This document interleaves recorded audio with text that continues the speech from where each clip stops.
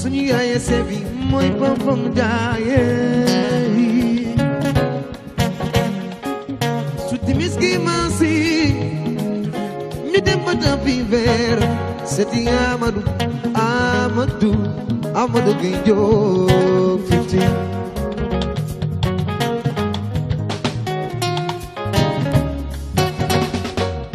tafada suñu ànd bi famille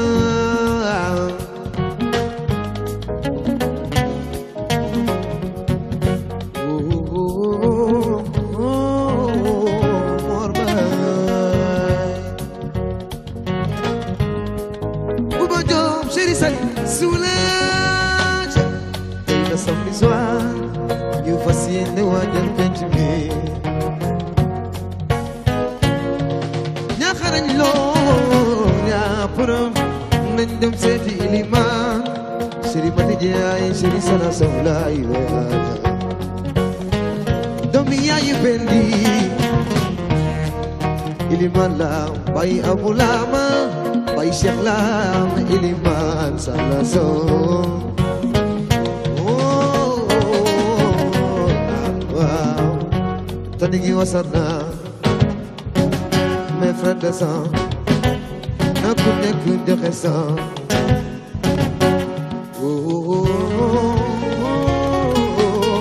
Serigne Diop la Diop sama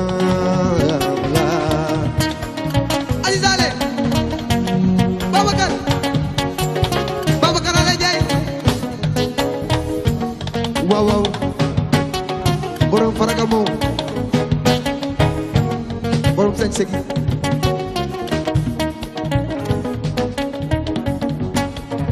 ma leen di ñaan damay ñaan na ñëpp jug di yàggaayu na ñëpp jug di yàggaayu s'il vous plaît jug leen di yàggaayu aju jugal jug leen di yàggaayu waay Alou Ndoye jiite ko Mati Sali Mandiaye jug leen di yàggaayu waay Jimi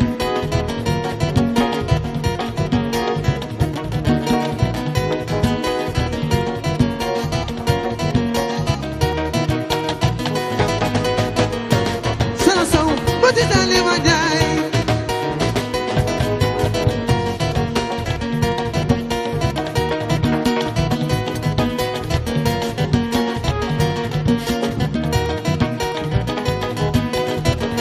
Sala Sow Mati Sali Mandiaye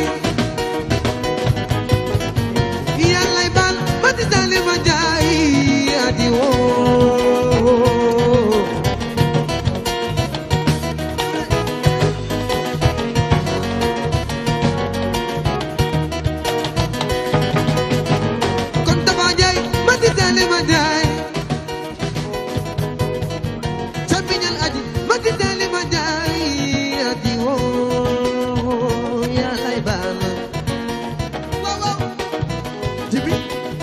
Jimmy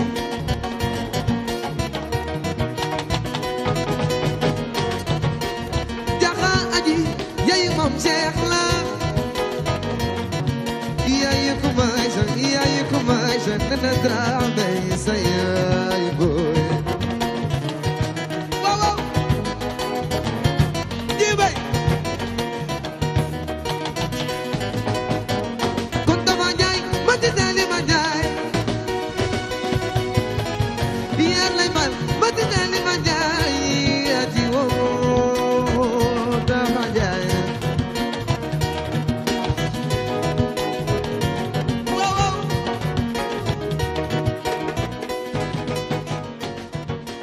sama yeri jabango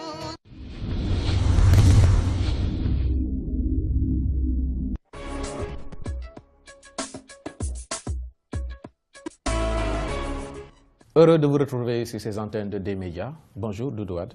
Bonjour Pape Cheikh. Oui, l'actualité encore une fois, c'est l'Assemblée nationale au Sénégal avec le passage du gouvernement, le chef du gouvernement, Mohamed Boun Abdallah Dionne, et la caisse d'avance naturellement qui s'est invitée au débat. Les Sénégalais ont retenu l'intervention du député Barthélémy Diaz. Vous, en tant que parlementaire, quelle appréciation de ce dialogue heurté entre Barthélémy Diaz, le chef du gouvernement, et le président de l'Assemblée nationale qui était à la limite d'une prise de colère? Pape, je vous remercie. Vous savez, j'avoue honnêtement que je n'ai pas suivi la séance de questions au gouvernement hier. C'était un exercice très attendu avec l'arrivée du président Macky Sall au pouvoir. Mais c'est dommage de constater, et nous l'avions dit, que c'est devenu sans intérêt. D'abord, c'est sur la forme d'abord de cet exercice. Sans intérêt. Sans aucun intérêt. Certains même parlent de dictées préparées. Je rappelle que les premiers ministres qui sont passés ici, tous avaient pris des engagements eux-mêmes de venir à l'Assemblée au moins 2 fois par mois. 2 fois par mois, au moins. Cet exercice fait partie des prérogatives de l'Assemblée d'assurer le contrôle de l'action gouvernementale. La loi a été modifiée par une proposition de loi qui dit que le Premier ministre doit être là 1 fois par semaine, donc 4 fois dans le mois. Vous prenez, vous notez 4. Une séance au moins est réservée aux questions orales par semaine, donc 4 fois dans la semaine, dans le mois, ça fait 8 fois. Et des questions spécifiques sont prévues pour 2 fois par 15 jours, ça fait 10 fois. Le Premier ministre ou les ministres doivent venir faire cet exercice avec la représentation 10 fois dans le mois. Mais on ne l'a pas fait 10 fois en 2 ans. Quel intérêt? C'est-à-dire que ce n'est pas un intérêt. On y vient juste quand il faut mener un combat politique. Regardez la séquence des questions orales. À chaque fois que le gouvernement accepte de venir, c'est qu'il y a une question politique d'une importance capitale en jeu pour permettre au président de la République, au Premier de venir. Alors, quand même là, il y avait pas mal de sujets. Hein? Oui, je ne dis pas qu'il n'y a pas de sujet, mais je vous dis quand un exercice doit se faire 10 fois dans le mois, et que c'est 2 ans, et 120 fois par an, et qu'en 2 ans, on ne l'a pas fait 15 fois, cela veut dire que l'exercice n'est plus nécessaire. Cela veut dire, en traduction correcte, que le gouvernement et l'Assemblée nationale, principalement son président, n'acceptent pas de faire le contrôle de l'action gouvernementale. C'est la première réponse qu'il faut apporter. Alors, quand il n'y a pas ce dialogue maintenant entre les politiques au sein de l'Assemblée nationale, où se fait le dialogue politique par ceux qui ont été choisis par le suffrage universel, mais qu'est-ce qui reste? À réagir. À réagir. Ce qui s'est passé, c'était de la réaction. Mais oui. Ce n'est pas du dialogue. Non, du tout. Du tout. Nous étions peut-être dans le prérequis d'un tribunal. Et le député Barthélémy Diaz a eu à réagir de cette façon. Alors, vous me parlez de la colère du président de l'Assemblée nationale, mais sa colère est légendaire. Ces actes coléreux-là du président de l'Assemblée nationale sont légendaires. Il a fait rappel effectivement au règlement de l'article 53 à 55, mais il lui serait extrêmement difficile hier, s'il respectait les textes, de pouvoir sortir le député Barthélémy. Sinon, la séance aurait encore duré 3 heures de plus. Parce que la procédure est assez longue. Finalement, Barthélémy Diaz a posé un grand acte politique. Oui, écoutez, ça dépend. On peut le dire comme ça? Nous sommes dans une instance politique et parlementaire à la fois. Le dossier était un dossier politique. Le Premier ministre a essayé de justifier jusqu'à nous dire qu'il n'y a pas de fonds politiques dans ce pays. Mais ces fonds politiques, personne ne peut les nier aujourd'hui, qu'on l'appelle fonds politiques ou fonds apolitiques. Des fonds sont mis à la disposition de certaines institutions et ces institutions en servent comme elles le veulent. Qu'on l'appelle fonds spéciaux, qu'on l'appelle fonds de solidarité africaine. C'est pour faire de la politique et pour distribuer de l'argent à des personnes qui sont choisies et qui sont bien choisies. Oui, vous qui avez pratiqué l'État, vous qui pratiquez l'État Doudou Wade, où est-ce qu'il y a des caisses politiques dans ce Sénégal? Mais on ne vous le dira pas d'une manière expresse dans la loi, parce que c'est une convenance des hommes politiques. On vous dira que le fonds là, c'est des fonds spéciaux. Et spéciaux à quoi? C'est pourquoi, dans la rubrique de la commune de Dakar, vous avez ce qu'on appelle les dépenses diverses, 30 millions de francs par mois, et en un an, 360 millions. Des arrêtés existent dans lesquels ces fonds sont mis à la disposition soit du régisseur d'avance, soit du maire lui-même. Il y a des arrêts qui sont publiés, que vous avez publiés, avec Mamadou Diop plusieurs fois. Des fonds à justifier? Non, à justifier, mais par qui et comment? Si ces fonds sont décaissés à partir du Trésor, il faut les justifier auprès du Trésor et par rapport au comptable de rattachement, les justifier par rapport au ministre des Finances. Mais non, le texte vous dit qu'il faut les justifier auprès de l'autorité politique, qui est le ministre chargé de la décentralisation. Vous prenez 30 millions, vous les utilisez en dépenses diverses et vous informez le ministre chargé des collectivités locales. Dans les temps, c'était ou Moussa Sy et ou Moussa Ndoye ou Souti Touré. D'ailleurs, je pense que pour les besoins de clarté, le ministre Souti Touré, qui est un spécialiste de la décentralisation, devrait pouvoir se prononcer sur cette question. Autant Mamadou Diop s'est déjà prononcé sur cette question et ils sont vivants pour éclairer l'histoire et pour éclairer les faits, pour éclairer la coutume qui est source de droit. Ces fonds sont disposés à être distribués, à être utilisés par le maire de Dakar, par le président de dans les fonds de la solidarité africaine, où aucun Africain a été soutenu, pour être distribué à ceux qu'ils veulent. Deux petites questions avant de clore ce chapitre, deux réactions, celle du président de la République et celle de la direction du Parti socialiste. Le président de la République, sur ce dossier, Khalifa Sall, dit que voilà, c'est l'omerta. Il ne se prononce pas sur ce dossier, ni à Genève, ni à Dakar. Ça veut dire quoi sur le plan politique?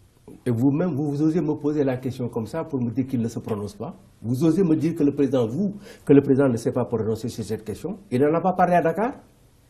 Il n'a pas parlé des milliards qui sont distribués pour le lait. Et de cette manière-là, le président de la République parle de ça aux enfants de Sénégalais, à ses concitoyens qui l'ont élu. Et quand il dit que... Il en a parlé ou il n'en a pas parlé? Il a dit ça. Ouais, donc oui, à Genève, qu'est-ce qu'il dit? Donc la question, il faut me dire que le président n'en parle plus. On est d'accord. Voilà. On est d'accord. Et quand le président décide de ne plus en parler, ça veut dire quoi? Ça veut dire que la justice ira jusqu'au bout. Ça, il appartient au président de la République qui a des possibilités de mettre les dossiers sous les coudes ou de les sortir. Je pense que vous avez vu l'explication qui a été apportée par un de ses conseillers et qui a voulu nous faire comprendre que Sidjeli devait aller en prison, mais le président n'en a pas voulu.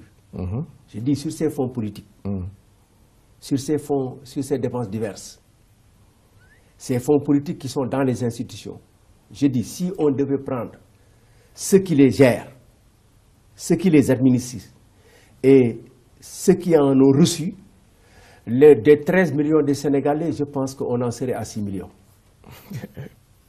Rien que ça. Oui, et on n'a pas où les mettre en prison. D'accord, donc il ne faut pas toucher aux fonds politiques. C'est ce que vous voulez nous dire? Je ne dis pas qu'il ne faut pas. Là, vous faites peur. Non, je ne dis pas qu'il ne faut pas en toucher. Pape, il faut bien m'écouter. Je dis, si on devait le faire, tous iront en prison. Ok. Et le Parti socialiste, la direction du Parti socialiste qui reste sur les principes en disant qu'il souhaite aux incriminés d'avoir les justificatifs pour se dédouaner et que cette direction fait confiance.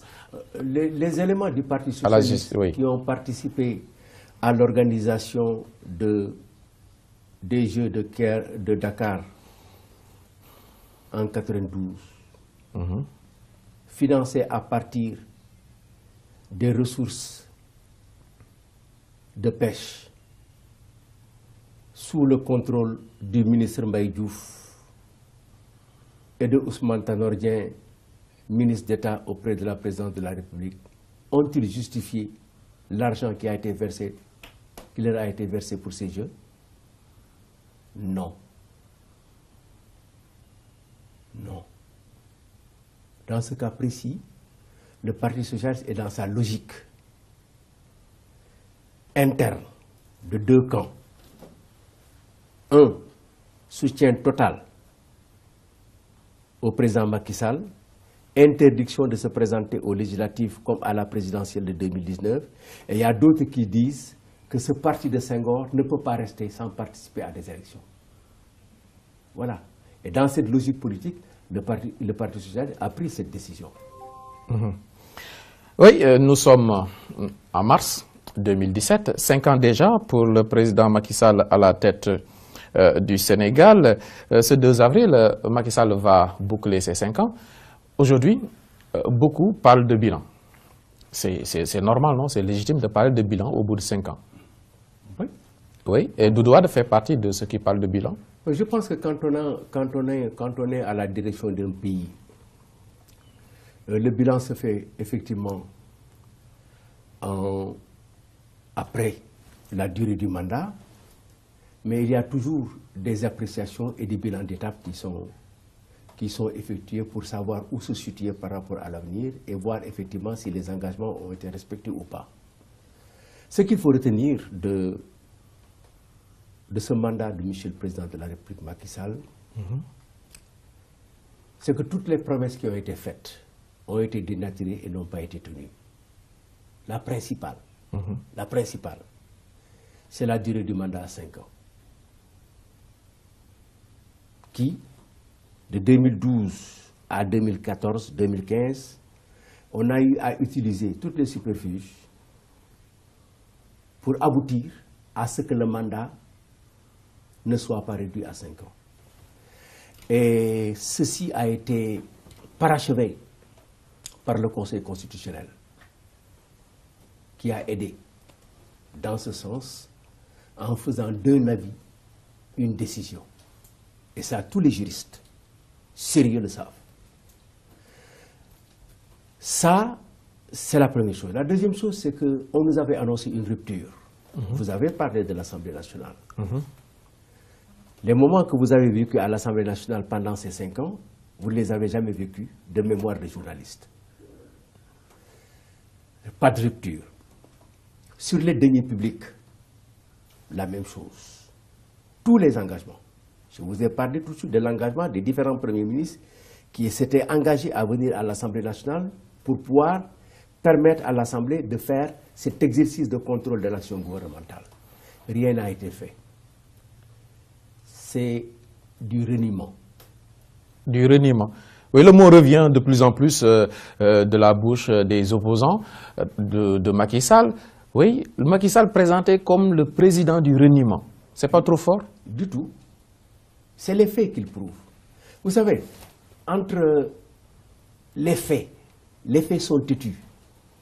Combien de fois, Pape Cheikh, vous avez couvert des événements à Dakar, en Brousse, à Louga, à Tivaouane, à Thiès, à Touba, à Paris, à New York, aux Nations Unies.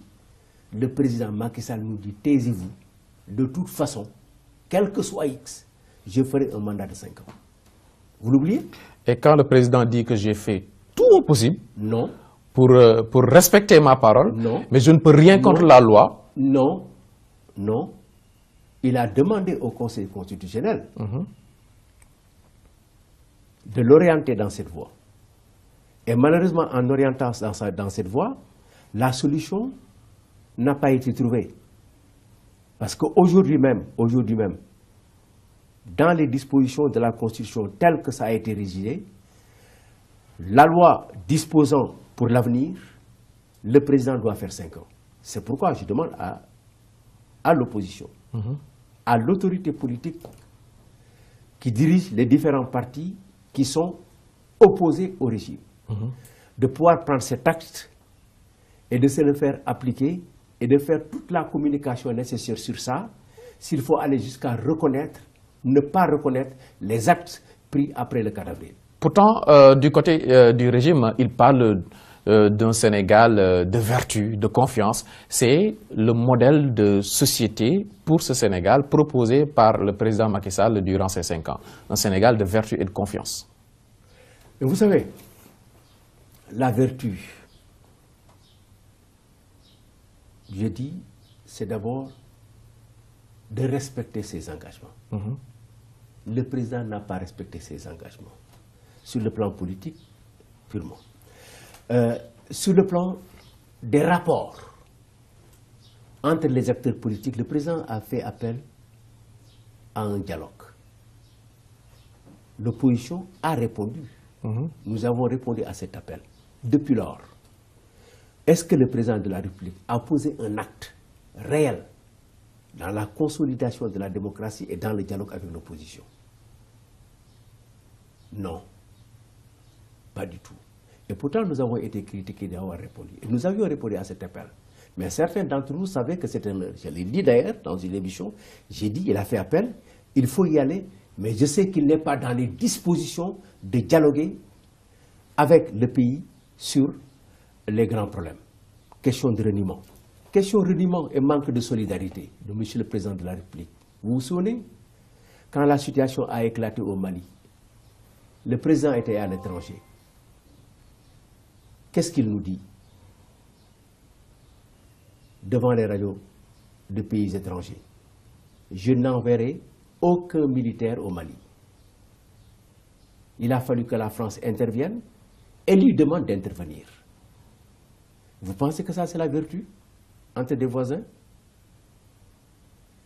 Quand le président s'est décidé, après son élection, de remettre tout notre patrimoine militaire, de revoir les accords de défense et de se soumettre à la France.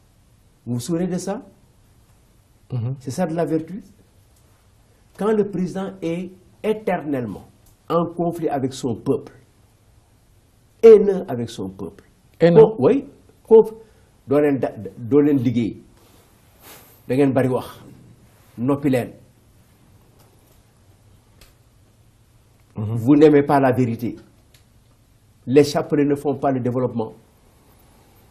Les marabouts sont des citoyens honnêtes, plutôt simples citoyens. Vous voyez? Un président qui régulièrement en veut à sa population, en veut à ses concitoyens. Maintenant, c'est aux enfants de dire que c'est une biir monté dina daw. Doudou Wade parmi ceux qui pensent que et qui disent clairement que le mandat du président Macky Sall prend fin ce 2 avril et qu'à partir du 2 avril, il n'est plus légitime. C'est clair. Donc une courte pause avant de revenir sur ce plateau.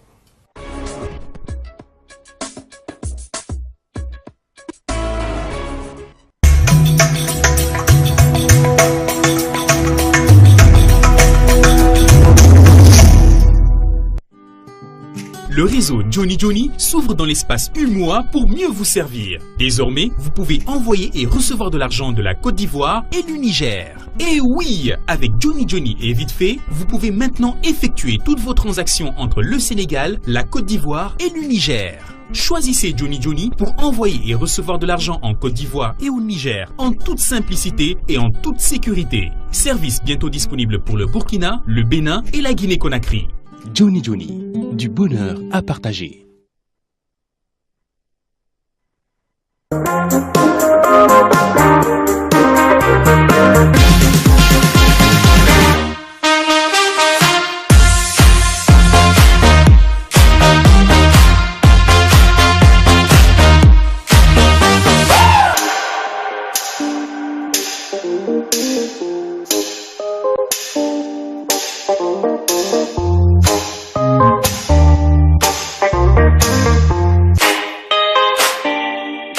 Cetex, so fresh.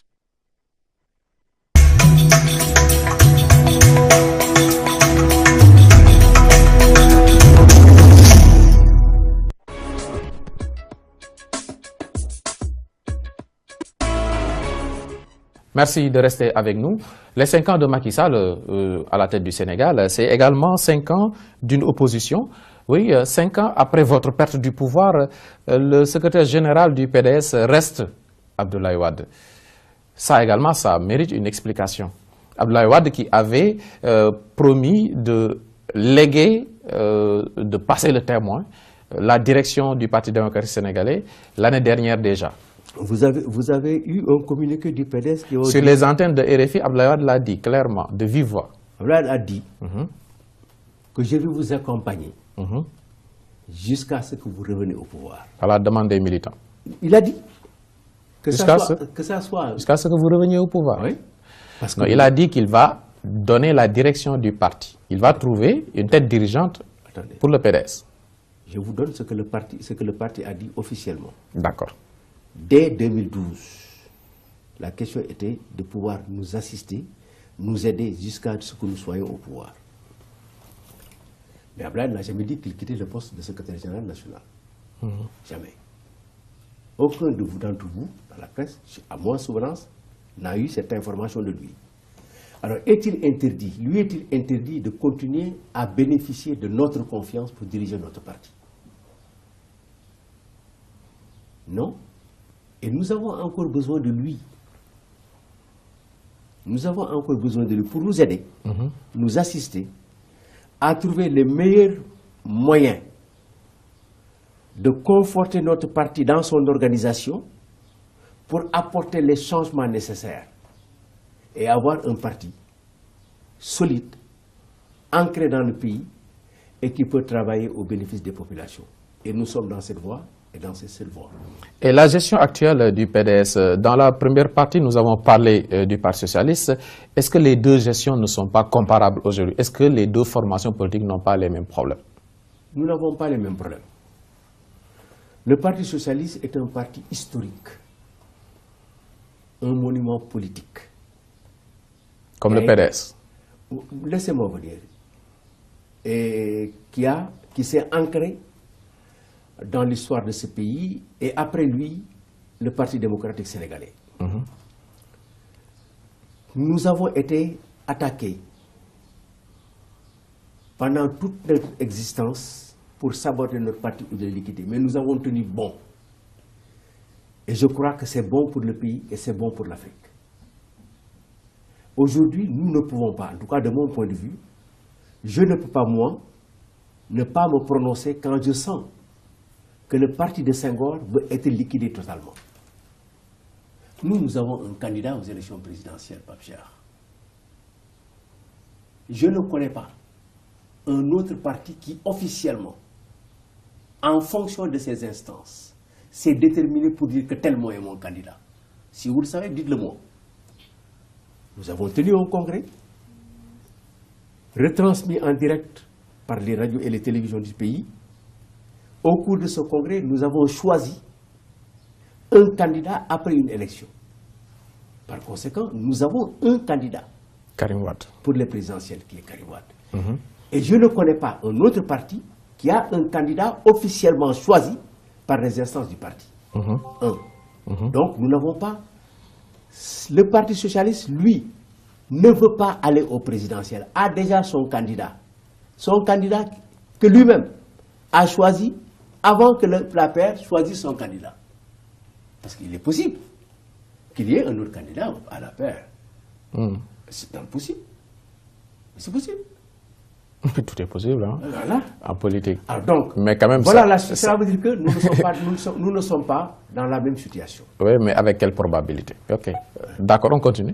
Nous ne sommes pas dans la même situation. Dans la même situation, oui. Et le défi des législatives face à ce PDS? Le défi des législatives. Les législatives sont prévues pour le mois de juillet. Là encore, entorse à la loi. Parce que le 30 juin, normalement, l'Assemblée nationale devrait être sans pouvoir. Et la nouvelle Assemblée devait être installée au plus tard le 1er juillet 2017. Le président de la Macky Sall s'est arrangé pour déplacer les élections, pour les amener au 31 juillet, alors que les élections devaient se situer au plus tard vers le 10 mai, pour que l'Assemblée puisse s'installer à la fin de la 12e. La loi a été adoptée effectivement à l'Assemblée nationale et il est prévu dans le nouveau code électoral, il est prévu dans les dispositions transitoires pour dire que les législatives de cette année-là, vont se prolonger jusqu'à l'installation de la 13e législature. Oui, ça c'est acté. C'est acté. Maintenant, oui. Maintenant, cela veut dire que d'abord, il faut qu'on reconnaisse que le président a encore manqué à ses engagements du respect du calendrier. D'accord. Maintenant, on revient. Alors, donc, c'est dans un contexte tout à fait particulier. Dans le contexte particulier, c'est après tous ces événements qui sont passés pour liquider l'opposition, principalement le PDS, et réduire cette opposition à sa plus simple expression. Je dis encore Macky Sall. La classe politique et les citoyens ont senti qu'il y a une occasion ici de se défaire de Macky Sall à partir des élections législatives. Une occasion. Oui. Et des citoyens et des partis politiques ont pensé qu'on peut aller. Une réelle occasion. Oui, oui. Si je prends l'image du football, il faut être une bonne équipe pour se créer des occasions. Est-ce que cette opposition a les moyens de se procurer cette occasion? Vous savez, les occasions de but, et les occasions arrivent, et la chance est là, et elle appartient beaucoup plus à ceux qui savent la saisir.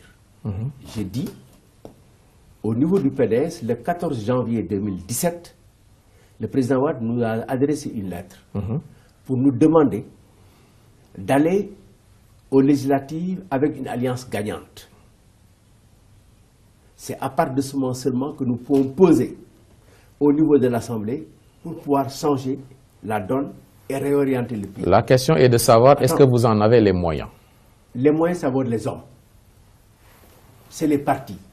Ce sont les organisations. Déjà une cuisine interne au PDS? Attendez.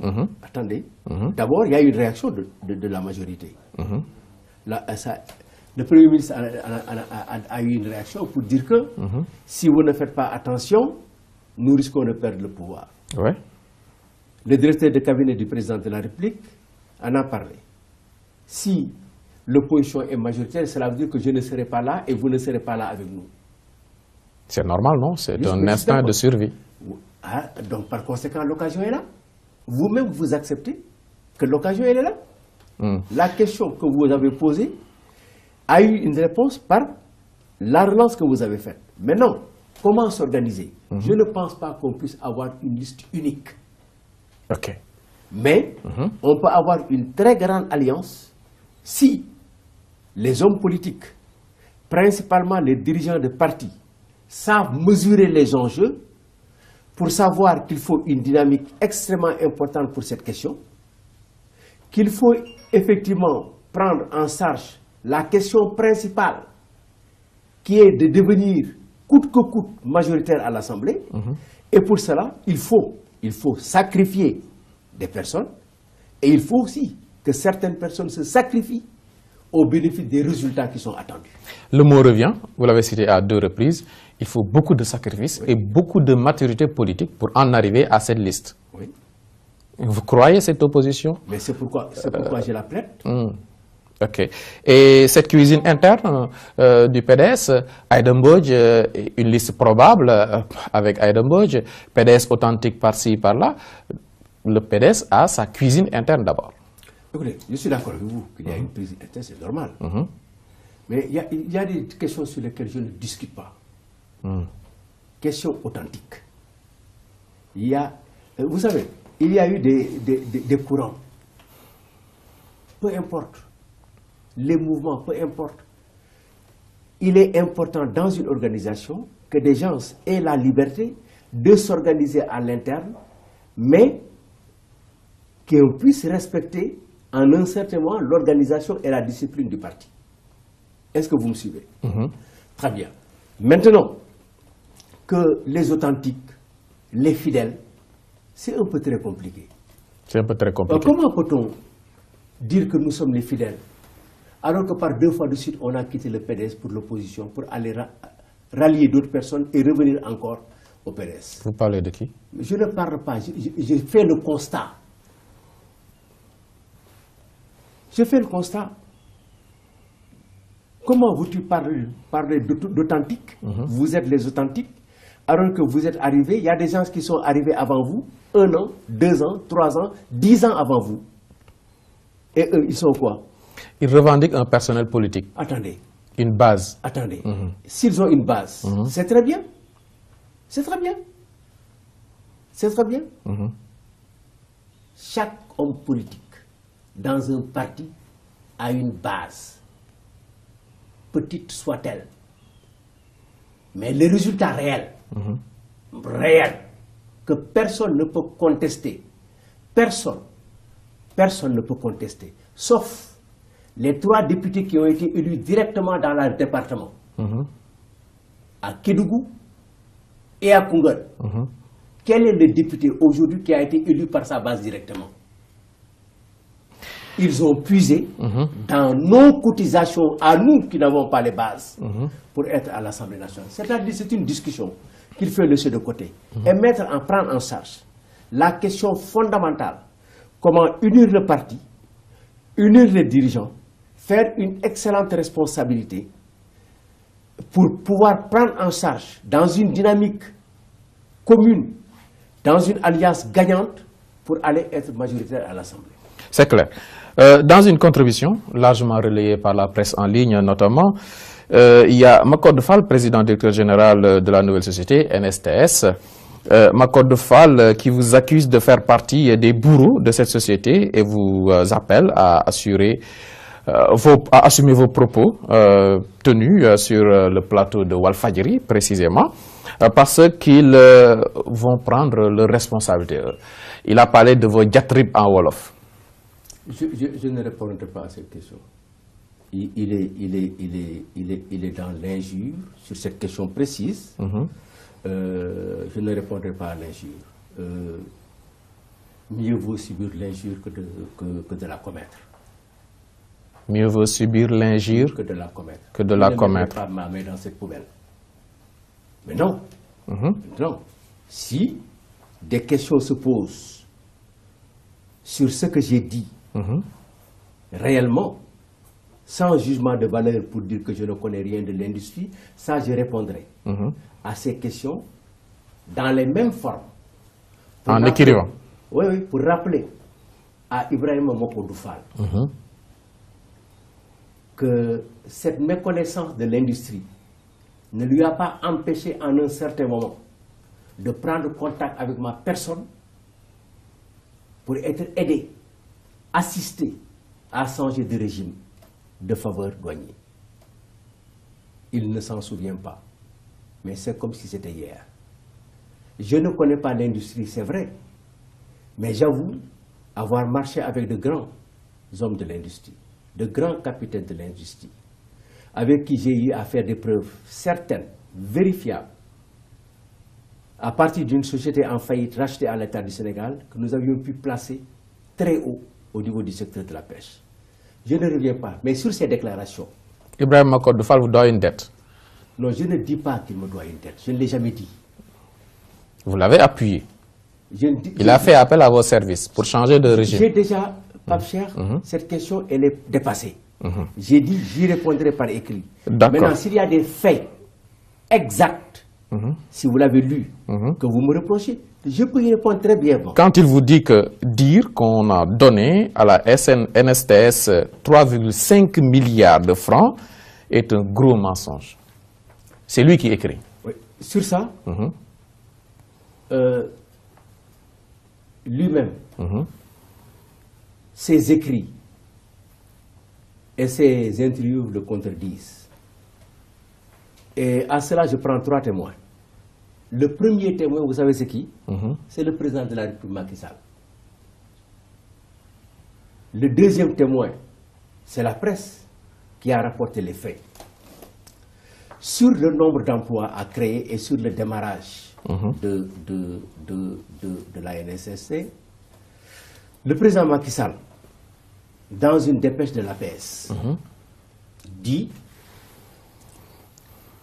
que la nouvelle SCE qu'il a inaugurée devait dégager 435 emplois, a indiqué mercredi le président Macky Sall, qui tient ce chiffre du directeur général. 450, 435, 453, peu importe. Le président de la République. Le président de la République nous rappelle, l'APS, que ceci